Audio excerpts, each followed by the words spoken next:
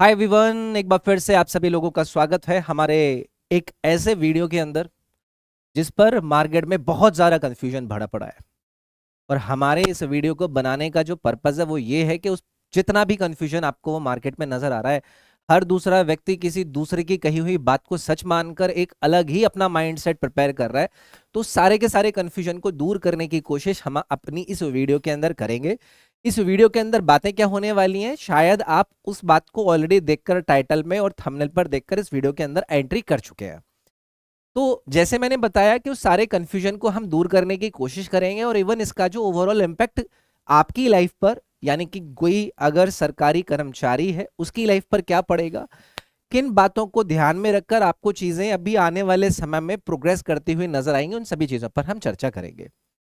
तो आपको पता है कि जब हम इस 8th पे कमीशन की बात करते हैं, इसको लेकर जितने भी सरकारी एम्प्लॉयज हैं उनके बीच में आपको एक्साइटमेंट भी नजर आएगी, लेकिन लोग इस बात को लेकर कंफ्यूज भी हैं कि हमारी जो सैलरी है वो कितनी बढ़ेगी, फिटमेंट फैक्टर कितना रहेगा, अरियर्स मिलेगा हमें या फिर ना मिलेगा, या फिर एचआरए और टीए जो है उसमें से आपको क्या चेंज होते हुए नजर आएंगे। इन सबको लेकर अलग अलग बातें आपको अलग अलग पॉडकास्ट में अलग अलग जो बढ़िया आपके अध्यापक हैं उनके द्वारा करते हुए आप लोगों को देख रहे होंगे।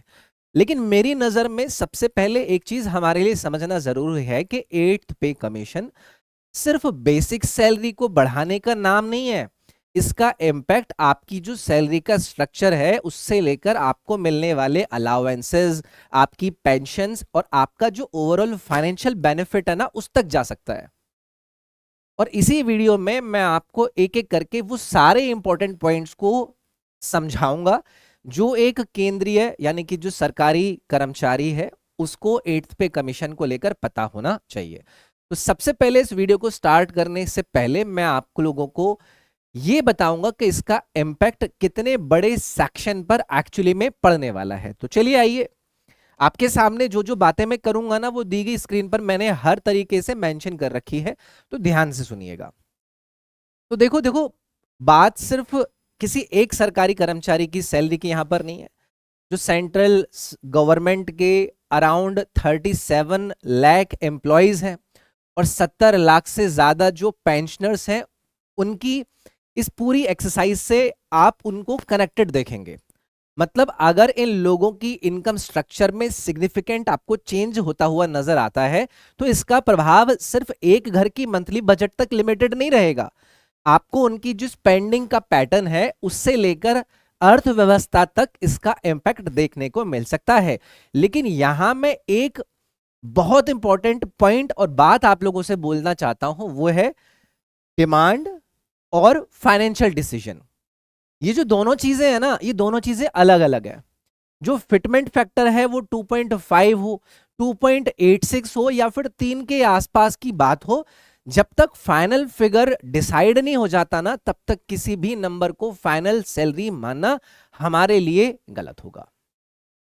और इसीलिए मैं इस वीडियो में कोई हवा में आपको फिगर नहीं दूंगा या फिर ऐसे ही कुछ भी नहीं कह दूंगा। जो कैलकुलेशन समझनी है उसका लॉजिक एक्चुअली में हम यहां पर समझेंगे कि उसके पीछे के जो लॉजिक है वो क्या है। तो चलिए अब एक सबसे बड़े सवाल पर आते हैं, कब होगा ये लागू। सबके दिमाग में ये चल रहा है कि 8th पे कमीशन का जो इंप्लीमेंटेशन होगा वो कब होगा। तो देखो, मेरी अंडरस्टैंडिंग में इसको एक सिंपल डेट के फॉर्म में देखना आपके लिए बिल्कुल सही नहीं होगा। पहले कमीशन को जो पूरा का पूरा प्रोसेसिंग है, जो कंसल्टेशंस हैं या फिर रिकमेंडेशन है, उसका फेज आएगा। उसके बाद रिपोर्ट तैयार होगी, गवर्नमेंट कंसिडरेशंस करी जाएंगी एंड देन फाइनली इसके इंप्लीमेंटेशन की तरफ वो अपना रुख करेंगे। इस ब्लूप्रिंट के हिसाब से जो आपको आपकी स्क्रीन पर नजर आ रहा है, 2026 में आपको मीटिंग्स और कंसल्टेशंस के फेजेस नजर आएंगे, उसके बाद रिपोर्ट बनेंगी और फिर 2027 के अराउंड में आप इसका जो इंप्लीमेंटेशन है उसके रोड मैप को डिस्कस कर सकते हैं। अब यहां पर ना एक इंपॉर्टेंट चीज है कि इसकी जो इफेक्टिव डेट है और जो एक्चुअल में जो इंप्लीमेंटेशन डेट है, क्या वो दोनों अलग हो सकती हैं। और इसी वजह से जो एरियर्स वाला सवाल है वो हर किसी के लिए बहुत ज्यादा इंपॉर्टेंट हो जाता है। मान लीजिए कि जो रिवाइज्ड सैलरी है उसका बेनिफिट किसी अर्लियर डेट से इफेक्टिव ये लोग मान सकते हैं, लेकिन एक्चुअल में जो इंप्लीमेंटेशन होगा वो उसके लिए अंदर आपको बाद में होता हुआ नजर आएगा। तो नेचुरली जो बीच का पीरियड है उसके बीच का जो डिफरेंस है वो एरियर के फॉर्म में आप लोगों को मिल सकता है। लेकिन एरियर्स का जो एग्जैक्ट फिगर है वो अभी से आपका निकाल देना पॉसिबल ही नहीं है, क्योंकि उसके लिए आपको बेसिक पे, उसके लिए आपको फिटमेंट फैक्टर, उसके लिए आपको इफेक्टिव डेट और जो रिवाइज स्ट्रक्चर है वो सारे के सारे पैरामीटर्स को देखना जरूरी रहेगा। तो मेरी ये एडवाइस है कि भाई एरियर्स के नाम पर जो भी लाखों के कैलकुलेशंस आपको सोशल मीडिया पर चलते हुए नजर आ रहे हैं उनको आप लोगों को ब्लाइंडली बिलीव नहीं करना है। पहले आपको यह देखना है कि कैलकुलेशन का बेस वो क्या रख रहे हैं। और सबसे इंपॉर्टेंट टॉपिक आपका इसके बाद आएगा कि फिटमेंट फैक्टर। फिटमेंट फैक्टर आखिर ये होता क्या है, और अगर ये 2.0, 2.5 या फिर 2.86 होता है तो आपकी सैलरी पर इसका जो एक्चुअल प्रभाव पड़ेगा वो क्या पड़ेगा। ये कैलकुलेशन अगर आप लोगों ने समझ ली तो ये इस पूरे के पूरे 8th पे कमीशन की आधी पिक्चर आप लोगों को खुद ही क्लियर हो जाएगी, आपको किसी की वीडियो नहीं देखनी पड़ेगी। तो चलिए आइए एक बार मैं इस पूरी की पूरी पिक्चर को आप लोगों को समझाता हूं। फिटमेंट फैक्टर आसान भाषा में आपके सामने मैंने एक एक करके अच्छे तरीके से सारी चीजें दिखा रखी हैं। अब आते हैं आपके इस फिटमेंट फैक्टर पर, जो इस आपके 8th पे कमीशन में सबसे ज्यादा, सबसे इंपॉर्टेंट और सबसे ज्यादा डिस्कस होने वाला एक पॉइंट है। अब इसको एकदम सिंपल लैंग्वेज में आप यहां पर समझने की कोशिश कीजिए। आपकी जो करंट सैलरी है उसमें बेसिक पे, डीए, इनको एक बेस माना जा सकता है। फॉर एग्जाम्पल अगर किसी एम्प्लॉय की जो बेसिक सैलरी है वो 100 रुपीज है और उसका जो डीए है वो 58 रुपीज है, तो टोटल कितना हो गया 158, जो मैंने यहां पर भी मेंशन कर रखा होगा, उधर एग्जाम्पल में मैंने समझा रखा है। अब अगर फ्यूचर में जो फिटमेंट फैक्टर है वो 2 माना जाए तो ये जो 158 वाला आपको नंबर नजर आ रहा है ना, इस फिगर को डायरेक्टली मल्टीप्लाई होके आप 316 नहीं बनाएंगे। यहां कैलकुलेशन का जो एक्चुअल स्ट्रक्चर है वो समझना हमारे लिए जरूरी है। फिटमेंट फैक्टर का जो पर्पस होता है ना, वो पर्पस है कि ये कोई एग्जिस्टिंग जो पे स्ट्रक्चर है उसको रिवाइज करके एक नई सैलरी के जो बेसलाइन है वो क्रिएट करा जाए। और यहीं पर सबसे बड़ा लोगों के अंदर कंफ्यूजन है। लोग सिर्फ इस फैक्टर को देखकर बोल देते हैं कि 2.86 फैक्टर है तो सैलरी 2.86 गुना हो जाएगी, है ना। ऐसी सभी लोग मतलब मोस्टली ऐसे लोग बोलते हैं। ऐसा सिंपल मल्टीप्लिकेशन समझना इस वाली बात को सही नहीं है। फिटमेंट फैक्टर के साथ आपको बेसिक पे, डीए का मर्जर और जो रिवाइज पे स्ट्रक्चर है ना, ये सारे के सारे फैक्टर्स भी आपको लोगों को आपके लिए मैटर करेंगे। इसीलिए मेरे हिसाब से सिर्फ ये पूछना कि फिटमेंट फैक्टर कितना मिलेगा ये आप लोगों के लिए पर्याप्त नहीं है। सही सवाल आप लोगों के लिए क्या होना चाहिए कि फिटमेंट फैक्टर के बेसिस पर जो फाइनल बेसिक पे मिलेगी वो कितनी बनेगी। और यहां पर एक और इंटरेस्टिंग पॉइंट आप लोगों को समझना जरूरी है कि जो 7th पे कमीशन में 2.57 का फैक्टर यूज हुआ था, लेकिन इसका मतलब ये थोड़ी ना था कि एम्प्लॉय को एक्चुअल सैलरी का 157% इंक्रीज हो गया, क्योंकि उस जो कैलकुलेशन उन्होंने करी थी उसमें एग्जिस्टिंग डीए को भी इन्होंने कंसिडर करा था। तो जो 8th पे कमीशन आएगा उसमें भी सिर्फ एक नंबर को देखकर आपकी सैलरी का फाइनल एस्टिमेशन लगा लेना तो भी देखो मिसलीडिंग हो सकता है ना। और यही चीज मैंने आपको यहां पर समझाने की कोशिश करी है। ठीक, अब आते हैं थोड़ा सा आगे। एचआरए नए स्लैब्स का यहां पर मांग उठ रही है ना। अब सैलरी के बाद एक और अलाउंस है जो एम्प्लॉयज के लिए सबसे ज्यादा महत्वपूर्ण में से एक है, वो है आपका एचआरए यानी कि हाउस रेंट अलाउंसेस। और मेरी नजर में जो 8th पे कमीशन है उसके साथ एचआरए को इग्नोर हम नहीं कर सकते, क्योंकि आज के समय में एक ही परसेंटेज पूरे देश के लिए प्रैक्टिकल नहीं हो सकता है। आप नोएडा, दिल्ली या किसी बड़े मेट्रोपॉलिटन सिटी में अगर रह रहे हैं तो हाउसिंग कॉस्ट, तो आपका जो रेंट लेवल है वो एक छोटे शहर के या फिर रूरल एरिया से काफी अलग होना चाहिए ना, या फिर होगा। इसीलिए एचआरए के एग्जिस्टिंग जो स्लैब्स हैं उनको लेकर भी रिवीजन की जो डिमांड है वो आपको चर्चा में नजर आती है। अब मान लीजिए कि किसी एम्प्लॉय की जो बेसिक सैलरी है वो 1 लाख रुपए है। अगर एचआरए 30% है तो एचआरए कितना होगा आपका 30,000 पर महीना। लेकिन अगर एचआरए परसेंटेज रिवाइज होता है तो इसी बेसिक पर या फिर इसी बेसिक पे पर अलाउंस का जो अमाउंट है वो काफी आप लोगों को बदलता हुआ नजर आ सकता है। और यहां पर ये जो डिमांड है, एक इंटरेस्टिंग डिमांड ये भी है कि जो हायर कॉस्ट सिटीज हैं यानी कि जो महंगे शहर हैं उनके लिए एचआरए को और रियलिस्टिक बनाया जाए, जबकि जो छोटे शहर है वहां के लिए अलग स्लैब को मेंटेन किया जाए। तो अब ऑनेस्टली ये जो लॉजिक है वो प्रैक्टिकल भी लगता है, क्योंकि दिल्ली और किसी छोटे टाउन का जो रेंट है वो मैं देखो एक जैसा तो नहीं हो सकता।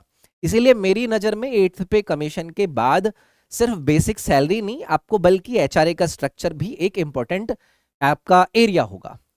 लेकिन यहां भी आपका वही रूल है, डिमांड को फाइनल डिसीजन आप लोगों को नहीं समझना है।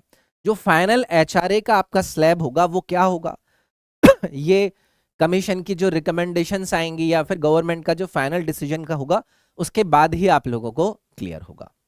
ठीक है, अब थोड़ा सा और बातों को क्लियर करता हूं, जैसे कि ट्रांसपोर्ट अलावेंस यानी कि टीए, द 9000 रियलिटी चेक। देखो अब एक अलावेंस ऐसा है जिसके बारे में जो एम्प्लॉयज है वो प्रैक्टिकली फील करते हैं, वो है आपका ये टीए। आज के समय में डेली जो ट्रैवल है उसका एक्सपेंस कितना बढ़ चुका है ये किसी से भी देखो छुपा तो नहीं है। आपका पेट्रोल, पब्लिक ट्रांसपोर्ट, आप कैब ले रहे हो, आप मेट्रो से जा रहे हो, हर चीज की जो कॉस्ट है वो बढ़ी है। लेकिन दूसरी तरफ जो टीए है उसका एग्जिस्टिंग जो अमाउंट अभी मिलता है वो स्पीड से थोड़ी ना आप लोगों के लिए इंक्रीज हुआ है। मतलब एग्जाम्पल के तौर पे आप ऐसा मानिए, जो लो लेवल के एम्प्लॉयज है, अब देखो लो लेवल का मतलब वो नहीं है कि मैं उनको ऐसा लो लेवल बोल रहा हूँ, मतलब ग्रेड वाइज है ना। जो जो लोअर लेवल वाले एम्प्लॉय हैं उनको दिल्ली जैसे सिटी में जो टीए और डीए है वो रफली 2800 और 3000 के बीच के आसपास मिल सकता है। जबकि जो एक्चुअल में मंथली ट्रैवलिंग एक्सपेंस है वो इससे काफी ज्यादा आप लोगों के लिए हो सकता है। अब यहां पर एक और इंटरेस्टिंग सवाल आएगा, अगर डेली ट्रैवलिंग को का जो एक्चुअल एक्सपेंस है वो इतना हाई है तो क्या ये 9000 के आसपास का टीए ये ज्यादा रियलिस्टिक नहीं होगा? तो मेरे अकॉर्डिंग ये जो पॉइंट है वो सीरियसली मतलब कंसिडर होना चाहिए, क्योंकि सरकारी जो एम्प्लॉयज है उनकी सैलरी रिवाइज करते वक्त सिर्फ बेसिक पे को हम देखते रहे, ये देखो भाई इनफ नहीं होगा। उस एम्प्लॉय का एक्चुअल जो कॉस्ट ऑफ लिविंग है और उसका जो दिन का वर्किंग एक्सपेंस है वो भी तो हमें देखना पड़ेगा। और यहां पर यह भी एक इंटरेस्टिंग पॉइंट बनता है कि आज जो सरकार है वो खुद इलेक्ट्रिक व्हीकल या फिर जो क्लीनर ट्रांसपोर्टेशन है उनको प्रमोट कर रहे हैं। तो फ्यूचर में जो टीए है, ट्रांसपोर्ट अलाउंस है, उसको सिर्फ पेट्रोल और डीजल के कैलकुलेशन से थोड़ी ना करना चाहिए, बल्कि एक्चुअल में जो ट्रांसपोर्टेशन का कॉस्ट है वो ध्यान में रखकर डिजाइन करना ज्यादा प्रैक्टिकल एक अप्रोच बन सकता है। तो अल्टीमेटली जो सवाल है वो सिंपल है कि एम्प्लॉय की पॉकेट से डेली जो ट्रैवल पर कितना खर्च वो कर रहा है और सरकार उसके कंपनसेशन में कितना कंपनसेट उस व्यक्ति को कर रही है। अगर दोनों के बीच का जो एक गैप है वो बहुत ज्यादा है तो टीए रिवीजन की जो जरूरत है देखो वो बहुत ही ज्यादा ऑब्वियस होती है यहां पर। ठीक, अब थोड़ा सा आगे बढ़ते हैं और एक और टॉपिक पर हम आते हैं, NPS versus OPS, the ultimate security dilemma. बोले तो ये एक ऐसा टॉपिक है जिस पर बात करते हैं हम कि भाई जो सरकारी एम्प्लॉयज हैं उनके लिए सैलरी से भी ज्यादा ये, क्योंकि ये चीज बहुत ज्यादा जरूरी होती है, वो होती है उनकी पेंशन। और यहां डिस्कशन आता है आपके एनपीएस और ओपीएस का। एनपीएस के अंदर क्या होता है, जो एम्प्लॉय है और जो सरकार है वो दोनों कंट्रीब्यूट करते हैं और ये जो पैसा है वो मार्केट लिंक्ड इन्वेस्टमेंट्स के अंदर जाता है। और इस ब्लूप्रिंट के अंदर भी मैंने आप लोगों को प्रॉपर एग्जाम्पल के थ्रू समझाया हुआ है कि भाई इसके तौर पर जो 10% एम्प्लॉयज है प्लस 14% सरकार का कंट्रीब्यूशन है वो मेंशन है, वो मैंने यहां पर आपको दिखा रखा है। और लगभग जो 1 करोड़ एम्प्लॉयज है उनके कॉन्टेस्ट में इसका जो कॉर्पस है वो बहुत ज्यादा है। लेकिन प्रॉब्लम आपको यहीं पर नजर आएगी। प्रॉब्लम कैसे नजर आएगी? जो मार्केट लिंक्ड पेंशन है उसमें गारंटी वाली सर्टेनिटी नहीं होती। मार्केट अच्छा परफॉर्म करेगा तो कॉर्पस आपका अच्छा बन सकता है, लेकिन मार्केट के अंदर वॉलेटिलिटी भी तो है। और रिटायरमेंट के टाइम पर एक एम्प्लॉय का सबसे ज्यादा जरूरत क्या होती है? उसको फाइनेंशियल सिक्योरिटी की जरूरत होती है। तो इसी वजह से जो ओपीएस है उसकी डिमांड आपको बार बार सुनने के लिए मिलेगी, है कि नहीं? क्योंकि ओपीएस का जो बिगेस्ट एक अट्रैक्शन है वो क्या है? वो यही है कि एम्प्लॉयज को रिटायरमेंट के बाद एक डिफाइंड पेंशन की सिक्योरिटी मिले। लेकिन मेरे हिसाब से इसको सिर्फ आप एनपीएस वर्सेस ओपीएस की एक लड़ाई नहीं बना देना, या फिर वो बना देना सही भी नहीं है, वो अप्रोच भी सही नहीं है। क्योंकि हमें एक ऐसा पेंशन मॉडल चाहिए जहां पर एम्प्लॉय को रिटायरमेंट के बाद एक प्रेडिक्टेबल और एक डिग्निफाइड इनकम प्रोवाइड करी जा सके और सरकार के लिए भी ऐसा सिस्टम फाइनेंशियली सस्टेनेबल रहे। अगर एनपीएस में ही ऐसे रिफॉर्म्स किए जा सकें जिससे कि एम्प्लॉयज को ओपीएस जैसी जो सिक्योरिटी है उसका एक सिग्निफिकेंट हिस्सा मिल सके, तो शायद एक बीच का रास्ता भी निकाला जा सकता है। क्योंकि 30 से 35 साल सरकार को सर्विस देने के बाद जो एम्प्लॉय है उसके दिमाग में एक सिंपल सा सवाल आना चाहिए कि भाई रिटायरमेंट के बाद मेरा जो फ्यूचर है वो आखिरकार सिक्योर है या नहीं है। तो मेरे हिसाब से पेंशन रिफॉर्म का असली जो फोकस है वो आपके इसी वाले सवाल पर होना चाहिए जिस पर अभी मैंने आपके साथ चर्चा करी। अभी देखो एक और आपको इंटरेस्टिंग इश्यू नजर आएगा, उस पर बात करते हैं। एक भारत श्रेष्ठ भारत, सैलरी पैरिटी। जो सेंट्रल गवर्नमेंट है और जो राज्य की सरकार के एम्प्लॉय हैं उनकी सैलरी के स्ट्रक्चर के बीच में जो डिफरेंस है, देखो जो सरकारी यानी कि जो सेंट्रल गवर्नमेंट वाले एम्प्लॉयज है उनको पे कमीशन के थ्रू एक स्ट्रक्चर्ड पे रिवीजन मिलता है, लेकिन जो राज्य सरकार वाले सरकारी एम्प्लॉयज हैं उनको salary structure state to state आपका डिफर कर सकता है, अलग अलग हो सकता है। कहीं अलाउंसेस अलग हैं, कहीं बेसिक पे का स्ट्रक्चर जो है वो अलग है, और कहीं पर जो गवर्नमेंट के एम्प्लॉयज हैं उनको कंपैरेटिवली लोअर बेनिफिट दिए जाते हैं। और इसके अंदर मैंने यही समझाने की कोशिश करी थी, इसको मैंने एक इंटरेस्टिंग बेंचमार्क के तौर पर, जैसे कि केरला है, मैंने केरला एग्जाम्पल भी मैंने कहाँ पर लिखा है केरला वाला, ये देखो इधर भी मेंशन कर रखा है, मैंने इधर भी आपको मेंशन करके दिखा रखा है।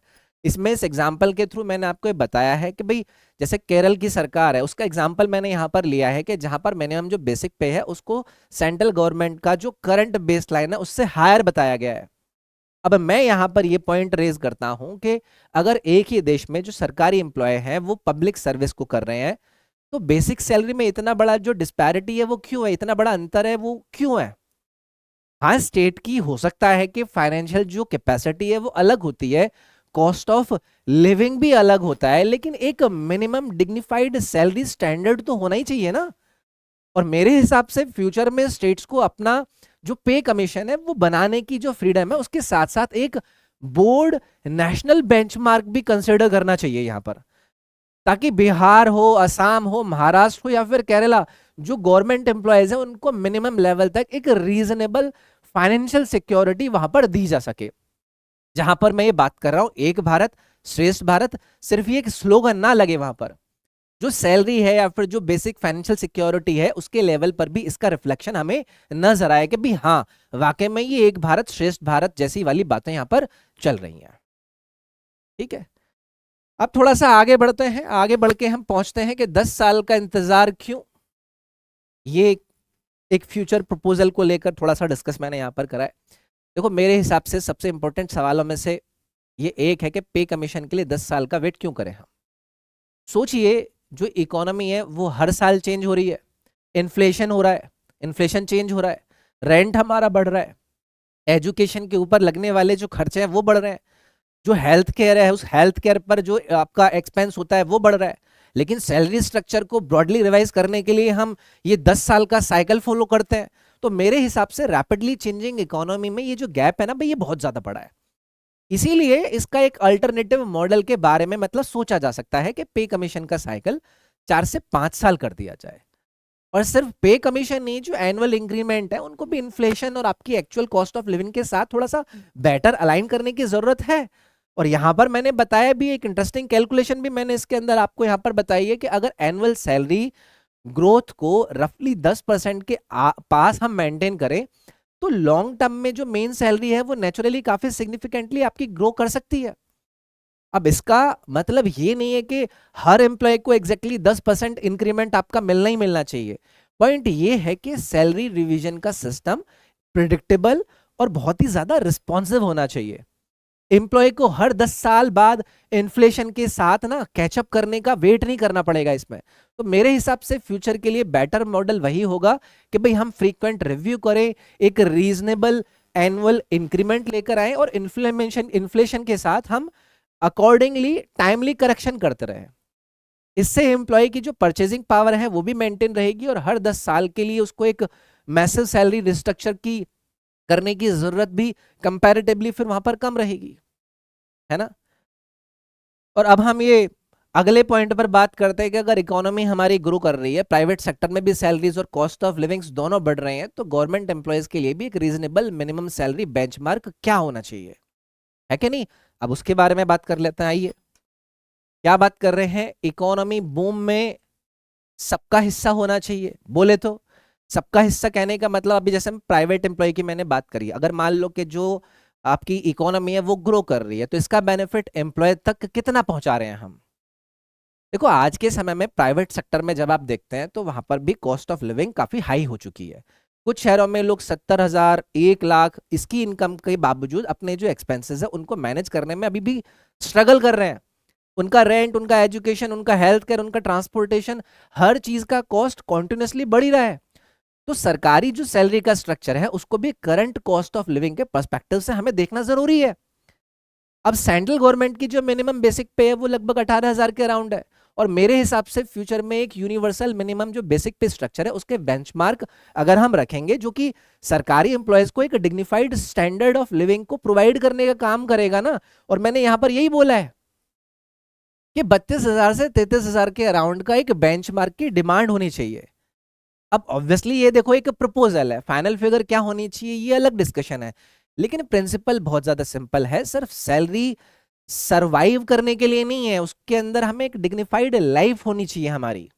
और इसका बेनिफिट सिर्फ गवर्नमेंट एम्प्लॉय को नहीं मिलेगा। अगर एम्प्लॉय की परचेजिंग पावर एम्प्लॉय काफी इंप्रूव होती है तो मार्केट में वो ज्यादा खर्च करेगा, उससे डिमांड बढ़ेगी, बिजनेसेस को बेनिफिट मिलेगा, और अल्टीमेटली जो इकोनॉमी है उसमें भी इसका जो मल्टीप्लायर इफेक्ट है वो हमें देखने के लिए मिल सकता है। तो इसीलिए मेरे हिसाब से एम्प्लॉयज को सिर्फ गवर्नमेंट का एक्सपेंस समझना यहां पर सही नहीं है, ये इकोनॉमी के अंदर एक इन्वेस्टमेंट इन परचेजिंग पावर के रूप में भी हम देख सकते हैं। ठीक है, तो चलिए भाई, आइए अब हम बात कर लेते हैं एम्प्लॉयज के लिए संदेश। आप लोगों को भी आवाज उठानी चाहिए। अगर पूरी डिस्कशन को एक लाइक में मैं यहां पर समझाऊं तो मेरा मानना है कि 8th पे कमीशन को सिर्फ सैलरी कितनी बढ़ेगी का क्वेश्चन तक लिमिट नहीं हमें करना चाहिए।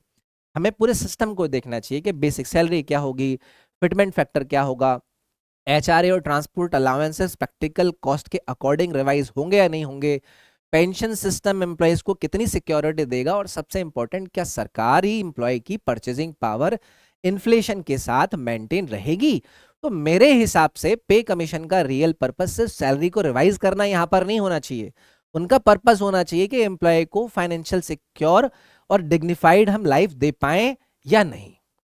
एम्प्लॉय के लिए मेरा जितना भी व्यूअर्स अभी यहां पर देख रहा है, सिर्फ एक सीधा सा सवाल है कि अपने राइट्स और अपने बेनिफिट्स को आप लोगों को समझना है।